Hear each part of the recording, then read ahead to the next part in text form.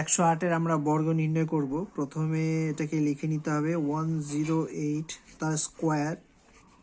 খুব সহজ একটা বিষয় আছে। প্রথম বন্ধনী আমরা লিখে নেব এইভাবে দুবার, তারপরে একটা প্লাস চিহ্ন দেব। এরপরে যে কাজটা সেটা হচ্ছে 108 আমাদের এখানে লিখে নিতে হবে,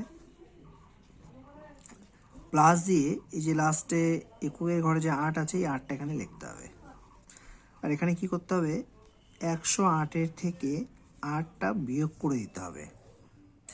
108-এর জায়গায় 102, 3, 1 যাই থাক, সেম নিয়মে আমাদের যদি আমরা করি তাহলে কিন্তু খুব সহজে উত্তর বের করা সম্ভব। এরপরে যেটা কাজ আছে সেটা হচ্ছে এই যে 8 এককের ঘরে আছে তার স্কোয়ার করতে হবে। পরের স্টেপে আমরা যেটা করব সেটা হচ্ছে যোগ করব 116 ইন্টু এটা মানে 100 প্লাস এটা মানে 64। পরের স্টেপে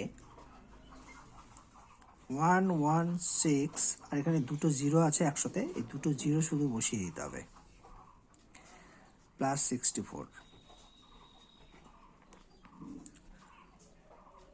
এরপরে আমাদের এটা যোগ করে দিতে হবে, তাহলে হবে 11664।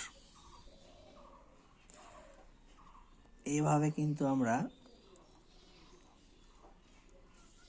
যে কোনো সংখ্যার বর্গ নির্ণয় করতে পারবো, বিশেষ করে 3 অঙ্কের, যেখানে একটি শূন্য থাকবে মাঝখানে।